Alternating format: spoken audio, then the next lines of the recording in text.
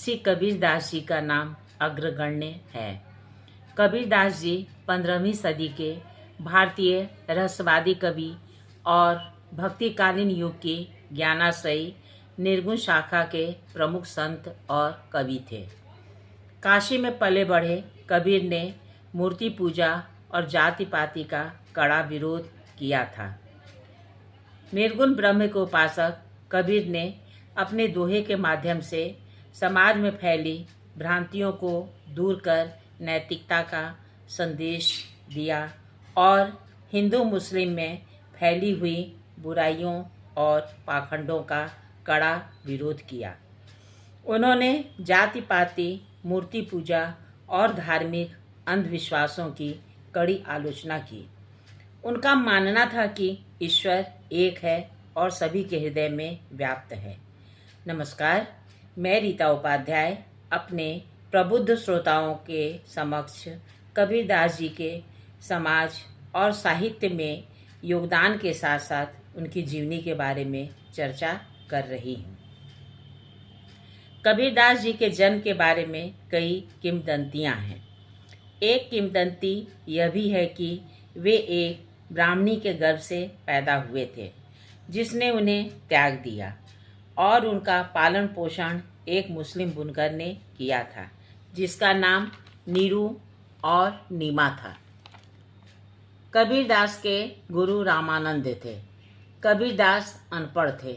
उन्होंने कहा भी है, मसी कागद छुयो नहीं, कलम गही नहीं हाथ। इनके शिष्यों ने इनकी वाणियों को संकलित किया जो साखी, सबद और रामायणी के रूप में व्याप्त है। आइए हम कबीरदास जी की सांसारिक यात्रा और औलिकता की चर्चा करें। कबीरदास जी की बुद्धि अत्यंत गंभीर थी और उनका हृदय प्रेम भक्ति से सर्वथा परिपूर्ण एवं अति सरस था। उन्होंने भक्ति भाव को अपनाकर जाति पाति में विवाद समझकर उसे बिल्कुल त्याग दिया था। इसी समय एक दिन आकाशवाणी हुई कि अपने शरीर में तिलक रमाओ, आचार्य श्री रामानंद को अपना गुरु बनाओ, गले में तुलसी माला धारण करो। यह सुनकर कबीरदास ने कहा कि मैं उनसे मंत्र दीक्षा कैसे लूँगा। वे मुझे मलेच्छ मानकर मेरा मुख भी नहीं देखना चाहेंगे। पुनः आकाशवाणी ने कहा, वे गंगा स्नान करने जाते हैं। उसी समय मार्ग में अपने को उनके चरणों में डाल देना। नित्य प्रातःकाल ब्राह्म मुहूर्त में ध्यान मग्न प्रेमावेश से वे गंगा स्नान करने जाते थे। श्री कबीरदास जी गंगा की सीढ़ी पर लेट गए। यथासंभव श्री स्वामी जी पधारे। उनका पैर कबीर के सिर पर पड़ गया। सहसा उनके मुख से निकला, राम राम, राम राम कहो, राम राम।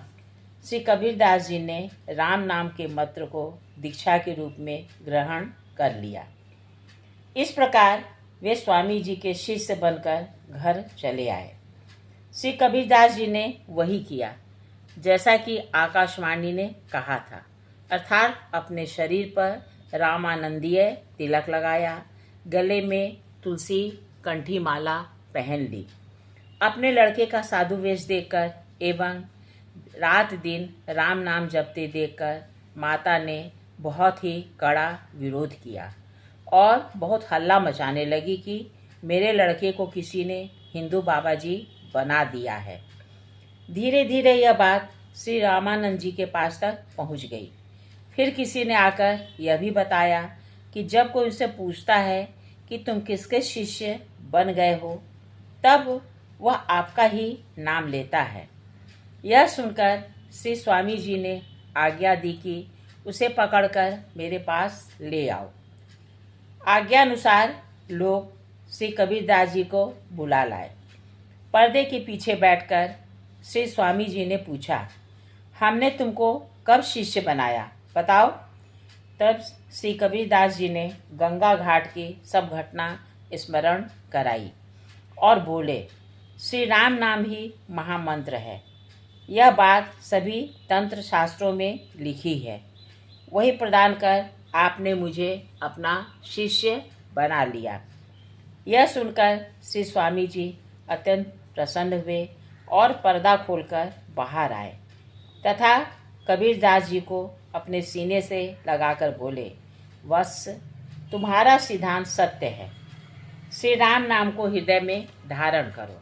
श्री कबीरदास जी जीवन निर्वाह के लिए ताने बाने से कपड़े बुनते थे, किंतु उनके हृदय में श्री राम जी का नाम रूप मर्राया करता था। वे कपड़ा उतना ही बुनते थे जितने से घर का खर्च चल जाए। एक बार बाजार में कपड़ा बेचने के लिए वे खड़े थे कि एक साधु उनके पास आकर बोला कि मुझे कपड़ा दीजिए, मेरे पास पहनने के लिए कुछ नहीं है।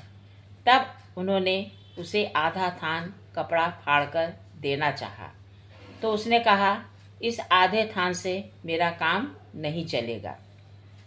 इस पर कबीरदास जी ने कहा, यदि पूरा थान लेने का निश्चय आपने अपने मन में किया है तो लीजिए, यह पूरा थान ही ले लीजिए। श्री कबीरदास जी के घर पर उनकी स्त्री लोई, माता नीमा, पुत्र कमाल और पुत्री कमाली ये सभी रास्ता देख रहे थे। घर में भोजन सामग्री का अभाव था, अतः सभी भूखे थे। कपड़ा बेचकर मूलधन से सूत और मुनाफे से सामान खरीदकर आता था, उसी से निर्वाह होता था। दूसरे दिन के लिए कुछ बचता ही न था।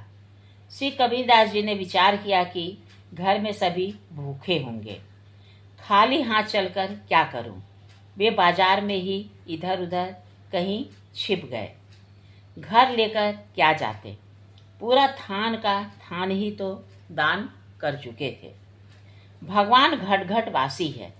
श्री कबीरदास जी के सच्चे भक्ति भाव को जानकर और घर के लोगों को दुखी देखकर वे व्यापारी केशव बंजारे का रूप धारण कर बैलों के ऊपर बहुत सा आवश्यक सामान लाद कर लाए।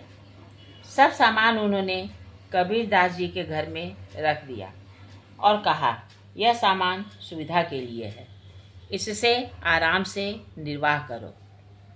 3 दिन बाद भी जब श्री कबीरदास जी लौटकर घर नहीं आए, तब 2-4 आदमी आए और ढूंढकर उन्हें लिवा लाए।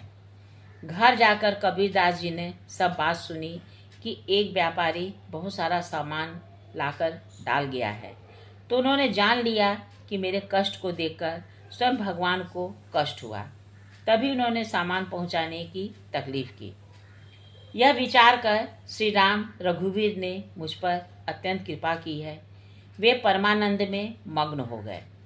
उसी समय भक्तों की भीड़ को बुलाकर श्री कबीरदास जी ने सारा सामान लुटा दिया।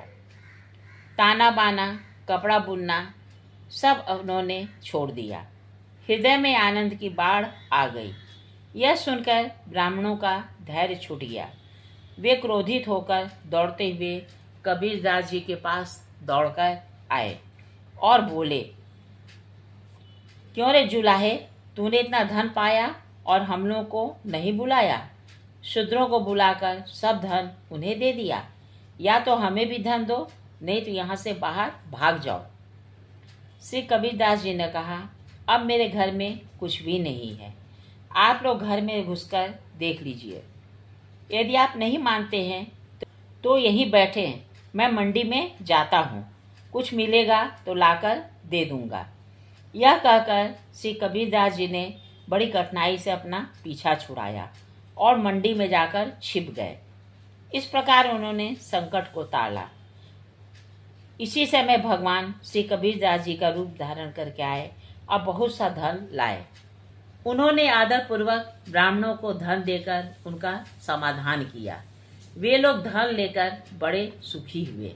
इस प्रकार भगवान ने अपने भक्त की उज्जवल कीर्ति को समस्त जगत में प्रकाशित किया। ब्राह्मणों को संतुष्ट करके भगवान ने रूप धारण किया और वहां पहुंचे जहां श्री कबीरदास जी छिपकर बैठे थे।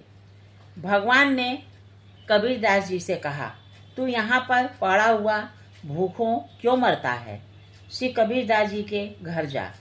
जो कोई वहाँ जाता है उसे वे 2.5 सेर अन्न देते हैं, इसलिए अब तू देर मत कर, वहीं चला जा, जल्दी से जा। श्री कबीरदास जी घर आए और सब समाचार देख सुनकर प्रेमानंद में पूर्ण रूप से मग्न हो गए। भगवान के द्वारा दिए गए नए नए कौतुक से तथा वैभव की वृद्धि से परम अकिंचन भक्त श्री कबीरदास जी का धैर्य कैसे रहे। बढ़ती हुई प्रतिष्ठा को घटाने के लिए कबीरदास जी ने भी नए नए कौतुकों की रचना प्रारंभ कर दी। एक दिन उन्होंने एक वेश्या को अपने साथ में लिया। उस समय ऐसा मालूम होता था कि भजन भाव को छोड़कर वे उसी के रंग में रंग गए हैं। परंतु सच्ची बात तो यह थी कि कबीरदास का सोचना था कि इस तरह से लोग मुझे कुमार्गी समझेंगे और मेरे पास नहीं आएंगे, जिससे मेरे भजन में बाधा उत्पन्न नहीं होगी। श्री कबीरदास जी को एक वेश्या के साथ देखकर संतजन डर गए कि कबीरदास जी यदि माया से मोहित हो सकते हैं तो हम सरीखे साधारण लोग कैसे बचेंगे। और दुष्टों के मन में बड़ा प्रसन्नता हुई। वे कहने लगे, हम तो कहते ही थे यह ढोंगी है, हमारी बात सच निकली। कबीरदास ने जब संत और असंतों के ऐसे भाव जाने तब वे वेश्या को साथ लिए वहां पहुंचे जहां काशी के राजा की सभा लगी हुई थी। राजा ने शिष्य होते हुए भी इनका कुछ सम्मान नहीं किया, फिर भी वे वहां बैठ गए और मानसी भाव से श्री जगन्नाथ भगवान का ध्यान करने लगे। थोड़ी देर बाद इन्होंने उठकर वहीं अपने पात्र से जल गिरा दिया। यह देखकर राजा के मन में कुछ चिंता हुई और उसने पूछा, आपने यह क्या किया, जल क्यों गिराया? श्री कबीरदास जी ने कहा, श्री जगन्नाथपुरी में श्री जगन्नाथ जी का रसोइया भोग का थाल मंदिर में लिए जा रहा था। उसका पैर जलने वाला था, इसलिए आग को बुझाकर मैंने उसकी रक्षा की है। यह सुनकर सभी को बड़ा आश्चर्य हुआ। राजा ने इसकी जांच के लिए आदमी भेजे। उन्होंने लौटकर समाचार दिया कि श्री कबीरदास जी की बात सत्य है, बिल्कुल सत्य है। राजा ने अपने मन में अपना अपराध मानकर रानी से कहा, श्री कबीरदास जी की बात तो सत्य निकली। राज्यसभा में कृपा करके पधारे। मैंने उनका अपमान किया, इसलिए मेरे मन में बड़ा भारी दुख है। इस अपमान से बचने के लिए मैं कौन सा उपाय करूं? रानी ने कहा कि उन्हीं की शरण में जाने से काम बनेगा। तब राजा ने घास का एक बड़ा भारी बोझ सिर पर रख लिया और गले में कुल्हाड़ी बांध ली। इस प्रकार भाव में भीगा हुआ राजा रानी को साथ लेकर श्री कबीरदास जी की शरण में चला। राजा रानी ने लोक लज्जा का सर्वथा परित्याग कर दिया था। दोनों बाजार से होकर निकले। हमने बड़ा अनुचित कार्य किया है, ऐसा सोच सोचकर उनके शरीर क्षण प्रतिक्षण क्षीण हो रहे थे। श्री कबीरदास जी ने दूर से राजा को आते देखा तो अत्यंत व्याकुल हो गए। वे उठकर राजा के पास आए। उन्होंने घास का बोझ उतरवा दिया, गले से कुल्हाड़ी खुलवा दी। राजा रानी के भाव से श्री कबीरदास जी अत्यंत संतुष्ट हो गए। मैं तुम्हारे ऊपर रुष्ट नहीं हूँ, ऐसा कहते हुए उन्होंने उपदेश देकर उन्हें प्रसन्न कर दिया। मेरे प्रबुद्ध श्रोताओं, मैंने वीडियो का प्रथम भाग अभी आपको सुनाया है। आगे की कहानी मैं वीडियो के दूसरे भाग में सुनाऊंगी।